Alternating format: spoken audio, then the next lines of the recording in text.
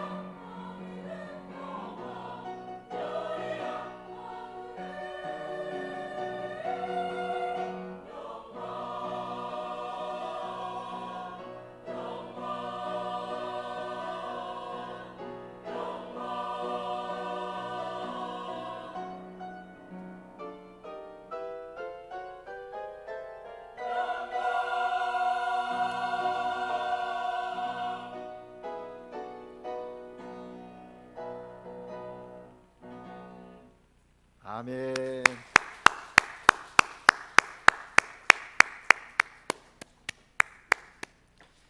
귀한 찬양에 큰 은혜 받았습니다. 하나님께서 영광 받으신 줄로 믿습니다. 온 마음을 다해 찬양하는 그 모습에도 은혜가 되고 또 가사 속에서도 큰 은혜가 되었습니다. 벨리스 나비다. 우리 옆 사람과 서로 성탄 인사 나누실까요?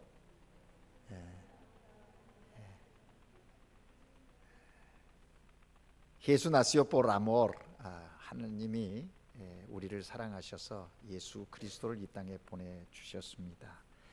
이 성탄의 기쁨이 여러분 모두에게 충만하기를 바랍니다. 오늘 여러분 보시는 대로 강단에 4개의 보라색 초가 켜져 있고 중앙에 붉은 초 하나가 켜져 있습니다. 우리는 4주간에 걸쳐서 촛불을 하나하나 켜면서 경건한 신앙의 훈련을 했습니다. 특별히 대림절은 기다림의 절기인 것이죠. 하나님께서 우리를 사랑하셔서 구원하시기 위하여 아들 예수 그리스도를 보내신 그 놀라운 사랑을 묵상하고, 그래서 이 땅에 오셔서 구원의 역사를 이루신 주님을 찬양하면서 또 다시 오신다 약속하신 그 주님을 기다리며 4주간 지나왔습니다. 말씀과 기도 속에서 경건의 훈련을 하신 여러분, 오늘 성탄의 이 아침에 하나님을 마음껏 찬양하고 또 하나님이 우리에게 주시는 은혜의 풍성함들을 누리는 그런 복된 성도님들 모두가 되시기를 주님의 이름으로 축복합니다. 여러분, 사람들은 언제나 소식을 들으며 살아갑니다. 또 궁금해서 소식을 듣고 싶어 하기도 하지요. 그런가 하면 우리는 누군가의 들은 소식을 다른 사람에게 전하며 사는 것이 우리들의 일상의 삶입니다. 매일매일 이런저런 소식을 듣기도 하고 또 소식을 전하기도 하는데, 여러분 그 소식의 내용들을 한번 생각해 보십시오. 좋은 소식이 더 많습니까? 나쁜 소식이 더 많습니까? 우리가 좋은 소식을 들으면 나는 행복하다고 말하고 또 좋은 소식을 전할 때는 기쁨으로 가서 전하는 것이지요. 근데 나쁜 소식을 누군가에게로 들으면 마음이 불편합니다. 또 안타깝기도 하고, 그런가 하면 또 나쁜 소식을 전할 때에는 마음이 무겁습니다. 전해야 되나 말아야 되나. 근데 왜 우리가 매일 접하는 소식들이 좋은 소식들보다는 좋지 않은 소식들이 더 많은 걸까요?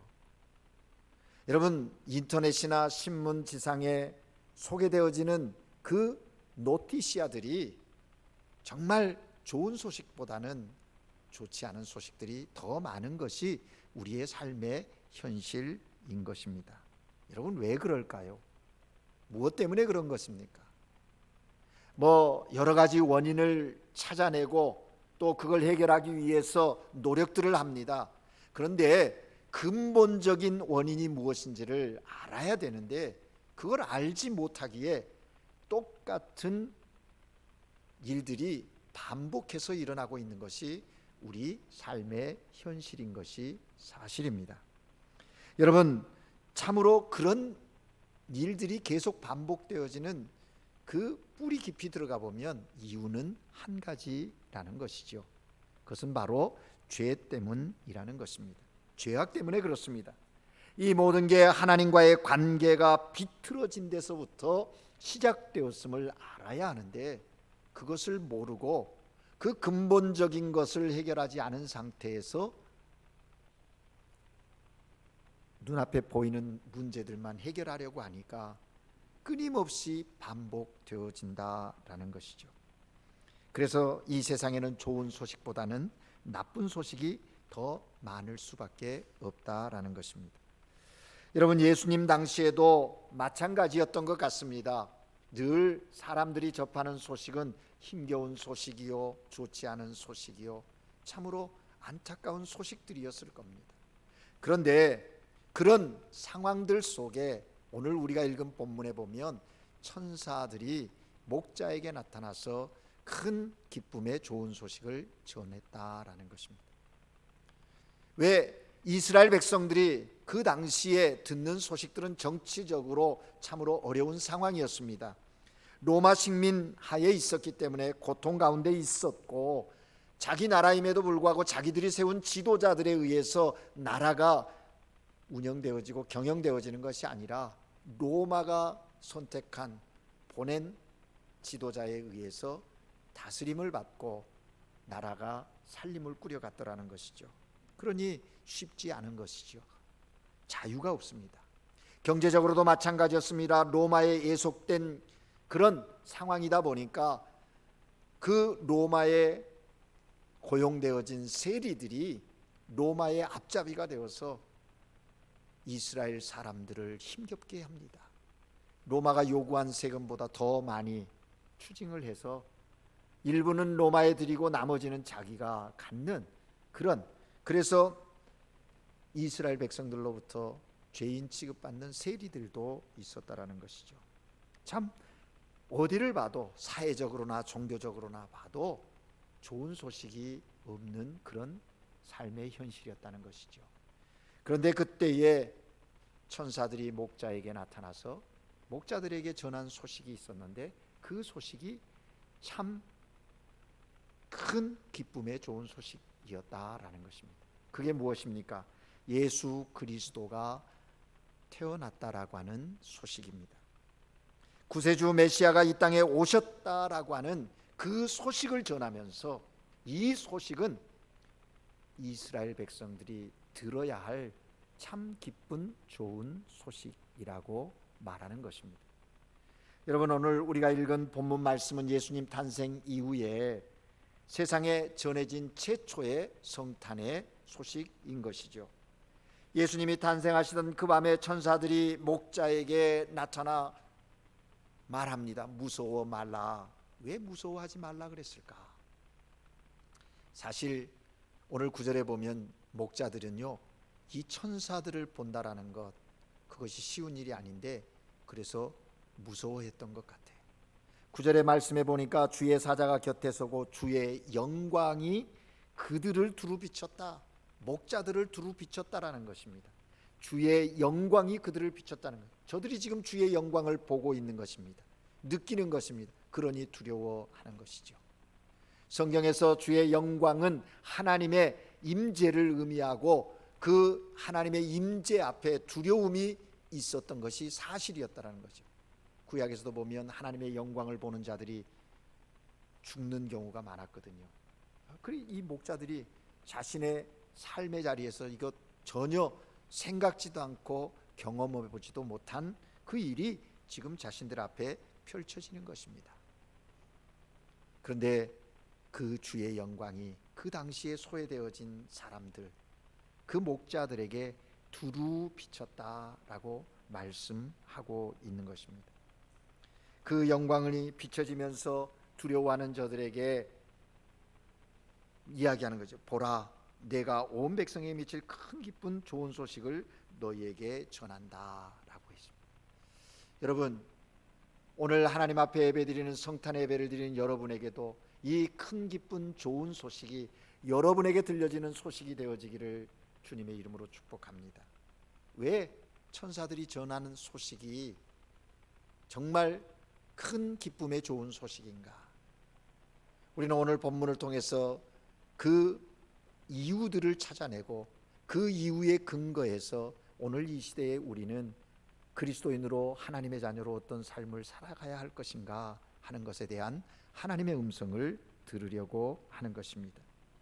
여러분, 예수님의 탄생의 소식이 가장 큰 기쁨의 좋은 소식이 되는 이유가 무엇입니까?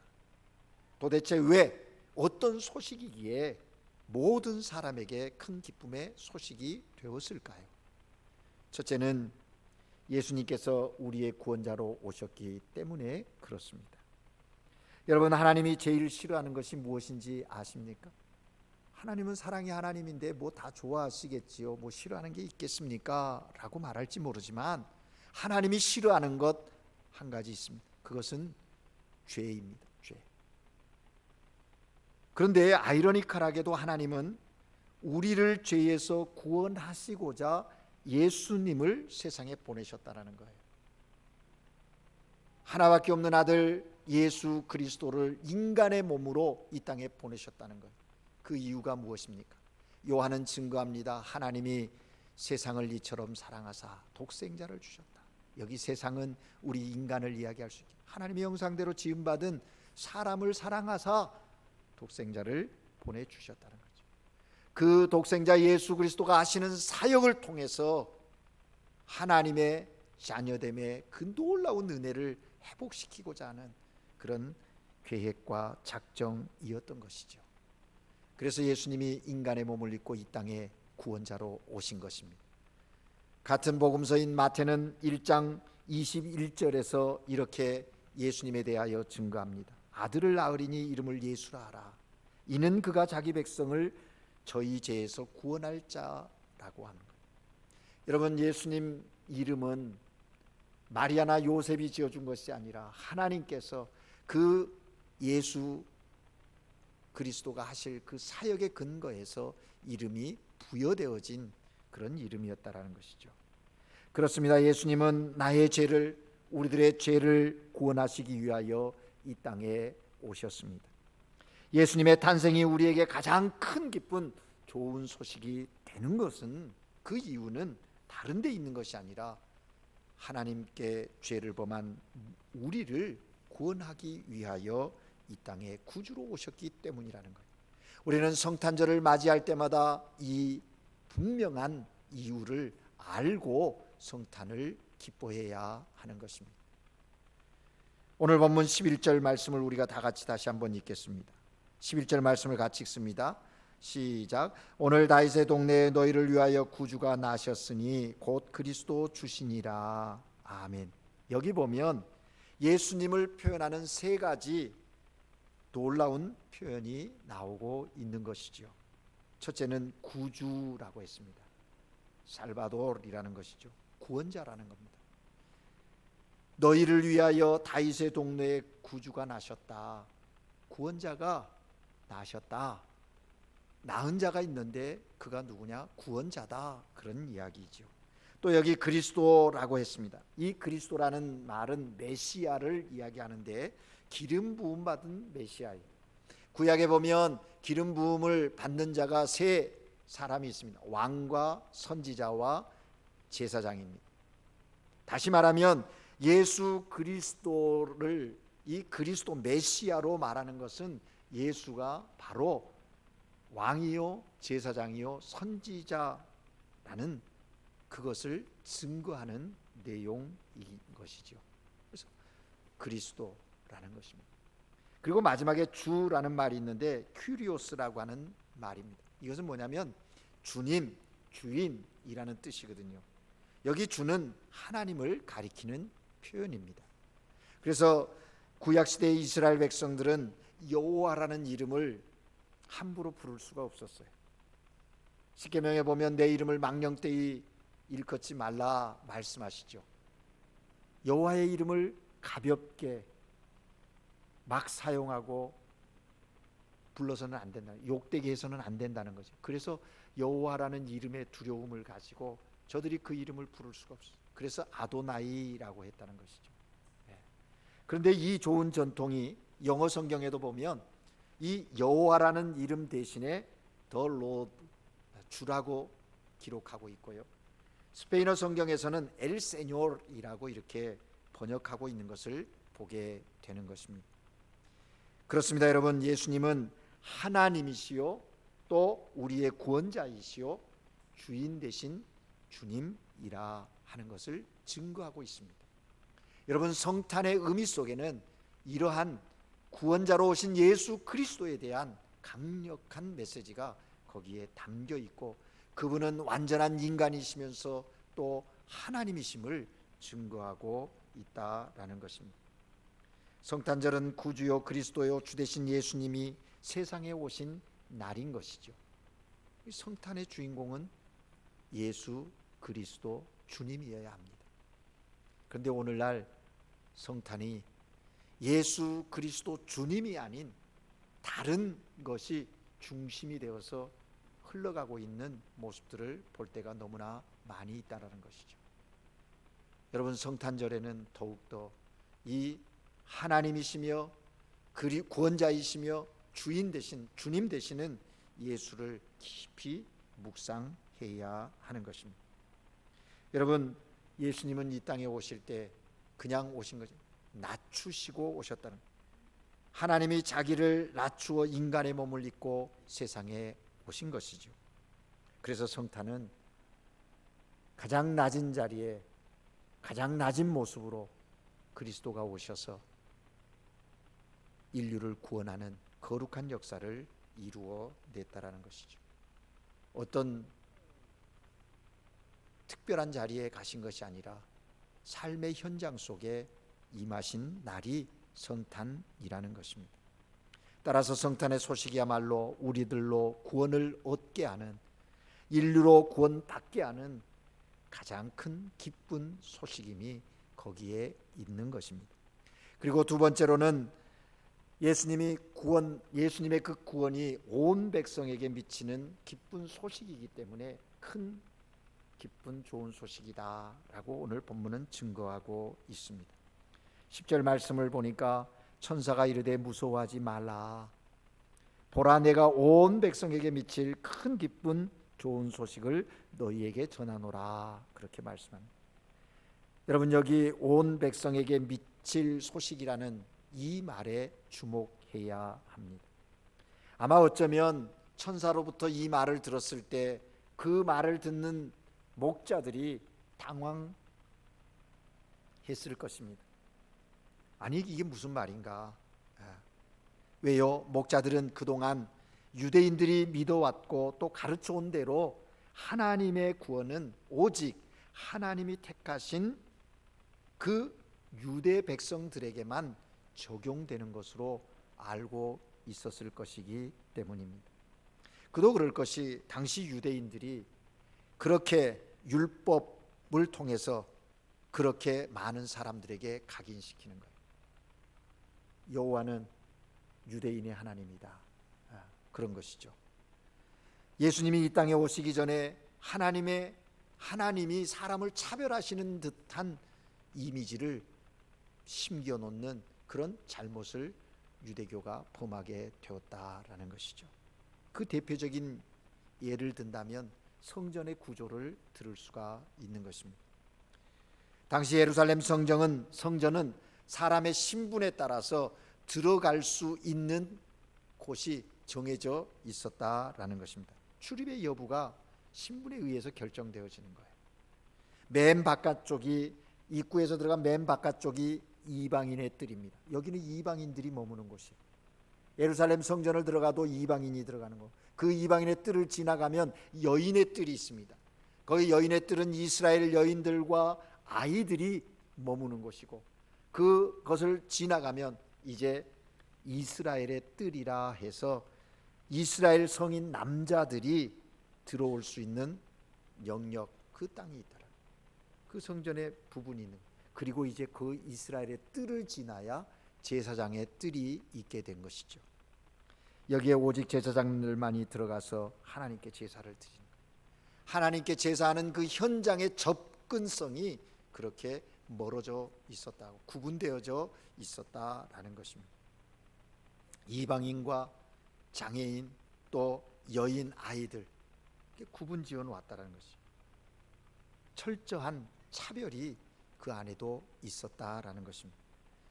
그런데 오늘 목자들이 천사들로부터 들은 소식은 그 당시에 이해하고 있는 그 이스라엘의 성전의 모습과는 전혀 다른 그런 소식이었다라는 것이죠. 온 백성에게 예수 탄생의 소식이 전해지게 될 것이다. 예수 그리스도, 그분이 오심으로 인해서 온 백성에게 미칠 좋은 소식이 된다라는 것입니다. 유대인은 물론 이방인들도, 남성은 물론 여인들도, 성인들은 물론 어린 아이들까지도 차별이 없는 소식, 그것이 지금 전해지게 되었다라는 것입니다. 이것은 예수님이 오셔서 이 모든 차별을 철폐할 것을 말씀하시는 귀한 메시지가 여기에 담겨 있는 것이죠. 그래서 실제로 예수님이 오셔서 이 차별을, 모든 차별을 다 거두어내시지 않습니까? 초대교회에 보면 성탄 이후에 예수님의 그 가르침대로 저들이 성전에 모여서 예배할 때 어떻게 합니까? 성전 제사를 드리는 것이 아니라 기독교 예배를 드리게 되었다는 거죠. 그 자리에는 함께함이 있었고 구별됨이 없었고 단순히 예수 그리스도를 믿는 믿음의 고백 속에서 하나님을 예배하는 예배의 현장이 되었다라는 것입니다. 모두가 참여하는 예배가 되었다라는 것이죠.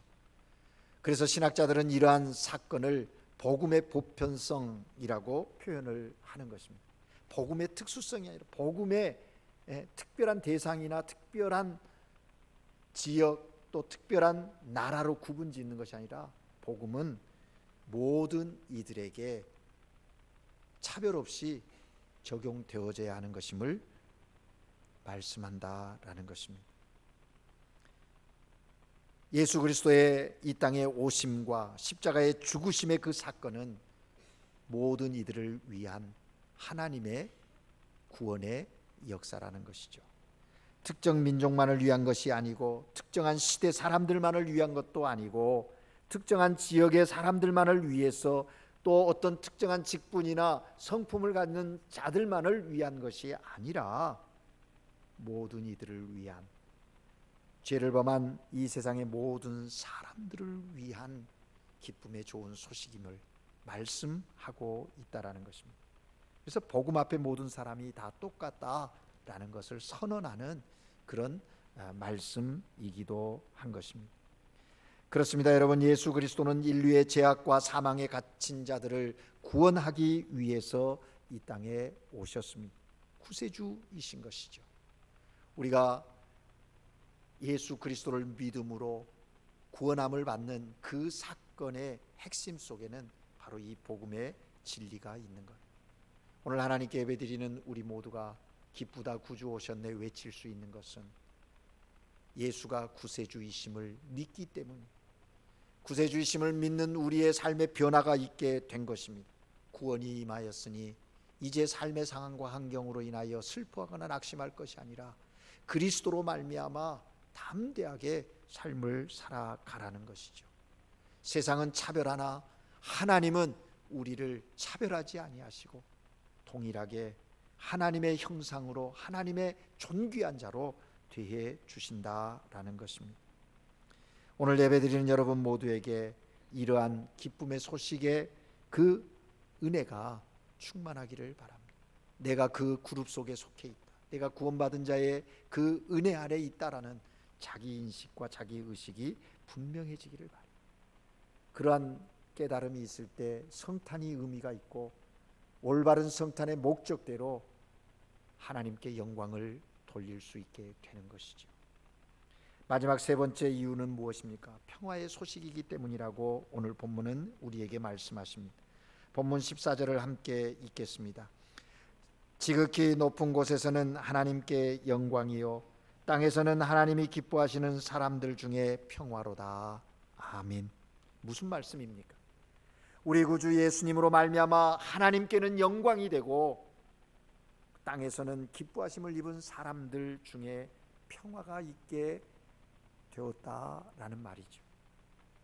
여러분, 세상이 주는 또 세상이 찾고 있는 평화는 어떤 것일까요? 많은 사람들이 그 평화, 환경 속에서 찾으려고 합니다. 그래서 환경을 좋게 만들려고 하고 환경이 좋으면 평화롭다고 하고 환경이 나빠지면 불행하다고 생각하고 평화를 빼앗겼다고 생각하는 거예요. 그런데 여러분 아십니까? 세상이 주는 평화는 영원하지 않아요. 영원할 것 같은데 그것이 영원했으면 좋겠다고 간절히 붙들고 있는데 그것이 영원하지 않다라는 것입니다. 우리가 경험하지 않았습니까? 한순간에 그 평안함이 깨어지는 코로나 바이러스, 자그마한 바이러스, 세밀한 그 우리 눈에도 보이지 않는 그 바이러스로 인해서 온 세계가 공포의 도가니가 되어버린 그것을 우리가 경험했지 않습니까? 세상이 주는 것은, 세상의 평안은 영원하지 않다는 것. 그래서 예수님은 우리에게 말씀하십니다. 내가 너희에게 주는 평안은 세상이 주는 것과 같지 않다라고 분명히 선언하는 거예요. 여러분, 오늘날 이 세상은 평화가 점점 사라지고 있습니다. 따라서 평화를 찾기 위해서 이 세상에 많은 사람들이 애쓰고 수고하지만 분명히 알아야 할 것 하나 있습니다. 예수님 없는 그곳에, 예수님 없이 평화는 절대로 없다라는 것입니다. 어떤 방법으로도 평화를 얻을 수가 없습니다. 그렇습니다, 여러분. 보이는 환경이 우리에게 평화를 주는 것 아니라는 것이죠. 진정한 평화는 그리스도로 말미암는 거예요. 여러분, 이 평화를 경험해 보셨습니까? 경험하기를 원하십니까? 주님은 우리에게 말씀하십니다. 너희가 내 안에 거하라. 내 안에 거하라. 주님 안에 우리가 거할 때 주님이 주시는 평안을 갖게 되는 거예요. 그 평안이 내게 있을 때부터 우리는 우리의 삶의 상황과 문제들 속에 휘둘리지 않습니다. 때로는 깜짝 놀랄 수도 있습니다. 그러나 정신을 차리고 다시 안정을 찾으며 넉넉히 그러한 모든 문제들을 이겨낼 수 있고 해결할 수 있게 된다라는 것입니다. 평화의 실체가 무엇입니까? 그것은 예수 그리스도입니다. 진정한 평화는 우리가 만드는 것이 아니에요. 하늘로부터 내려오고 그 내려온 평화를 가지고 우리가 삶을 살아갈 때 그 평화가 우리의 삶 속에 증거되어지고 그 평화가 확장되어져 가는 은혜가 있게 되는 것입니다. 여러분, 오늘 천사들이 목자에게 말하는 분명한 예수 그리스도의 탄생의 목적이 뭐냐? 평화를 위해서 오셨다라고 말씀하시는 것입니다. 예수 그리스도는 하나님과 인간 사이의 관계를 회복시키기 위한 참된 평화이십니다. 뿐만 아니라 우리들 관계 속에 어그러지고 깨어지고 얽혀있는 그것들을 회복시키시는, 화평케 하는 그런 평화의 왕으로 우리 가운데 오셨다라는 것입니다. 그래서 바울은 에베소 2장 14절에서 말합니다. 그는 우리의 화평이신지라. 중간에 막힌 담을 허셨다라고 표현합니다. 십자가가 바로 그것입니다. 하나님과 우리의 중간에 막힌 담을 허시고 우리의 형제와 가족들과 이웃들 가운데 막혀있는 담을 허여서 참된 평화, 온전한 평화를 이루는 것은 그리스도로 말미암는다라는 것입니다. 우리가 주 안에 거할 때 주님이 주시는 참된 평화를 누리게 되는 것입니다. 당시에 교만한 자, 완악한 자들은 천사들을 통해서 전해진 이 기쁨의 좋은 소식을 받아들이지 않았어요. 거부했습니다. 그러니 그들의 삶에는 평화의 소식이 되지 못하는 거죠. 성탄의 소식을 듣는 자는 하나님으로 더불어 평화를 누리는 자가 되어 자신 평화뿐만 아니라 그 평화로 다른 이들을 화평케 하는 그런 놀라운 일들을 이루게 된다는 것이죠. 그래서 주님이 내 안에 거하라 하셨고 주님은 우리에게 말씀하셨습니다. 마태복음 5장 9절에 보면 화평케 하는 자가 복이 있나니 그들이 하나님의 아들이라 일컬음을 받게 될 것이다. 하나님의 평화를 경험한 자들이, 예수 그리스도로 말미암아 진정한 평화를 경험한 자들이 삶의 자리에서 평화, 화평케 하는 삶을 살아가게 된다라는 것입니다. 피스메이커가 되는 거죠. 평화를 만들어가는 사람, 화평케 하는 자가 되어지는 것입니다. 우리 모두 그렇게 평화의 사람들 되어지시기를 주님의 이름으로 축복합니다. 이제 말씀을 정리합니다. 예수님은 바로 나를 위하여 이 땅에 오셨어요. 하나님이 사람이 되셔서 이 땅에 오신 것은 신비 중에 신비요 은혜 중에 은혜이며 축복 중에 축복입니다. 예수님은 우리를 죄에서 구원하신 그리스도이십니다. 예수님이 이 땅에 오신 사건은 하나님께 영광이 되어지고 하나님의 사랑을 입은 우리에게는 가장 큰 기쁨의 사건이라는 것이죠. 우리는 이것을 깨닫는, 그것을 기억하고 성탄을 기념하는 거예요. 여러분, 성탄은 이 한 날만이 아니라 우리의 신앙의 삶에 매일매일 반복되어져야 하는 사건인 것입니다. 매일이 그리스도가 내 삶에서 살아 움직이시는 그런 복된 날이 되어야 한다라는 것입니다. 오늘 예배드리는 우리 모두가 이 큰 기쁨의 좋은 소식으로 인하여 하나님의 기뻐하심을 입은 사람들이 누려야 할 그 은혜를 누리고 그 기쁨을 누리면서 하나님의 위로와 평화를 전하는 그런 평화의 사도들로 삶을 살아가는 주의 거룩한 자녀들 되시기를 바랍니다. 기쁘다 구주 오셨네 선언할 뿐만 아니라 그 기쁘다 구주 오셨네 그 아름다운 소식을, 큰 기쁨의 소식을 우리의 삶의 자리 이웃들에게, 가족들에게 전하는 증인된 삶을 저와 여러분이 살아가시기를 주의 이름으로 축복합니다. 기도하겠습니다. 사랑의 하나님 아버지, 주님 이 땅에 오신 성탄일을 기념하며 하나님의 사랑과 예수 그리스도의 구속의 은혜를 마음에 새깁니다. 주님으로 말미암아 부여받은 영원한 생명의 기쁨이 무엇인지, 하나님의 자녀됨의 은혜가 어떠한 것인지 깊이 묵상하고 깨닫고 감격하며 또 그렇게 구주 되신 예수를 우리의 삶을 통해서 증거하는 기쁜 소식을 전하는 사명자들로 살아가게 하옵소서. 우리의 가정에 주님 임하시고 우리의 삶의 자리에 동행하셔서 하나님의 영광이 믿음의 종들을 통하여 선포되어지는 은혜가 있게 하여 주옵소서. 예수 그리스도 이름으로 기도합니다. 아멘.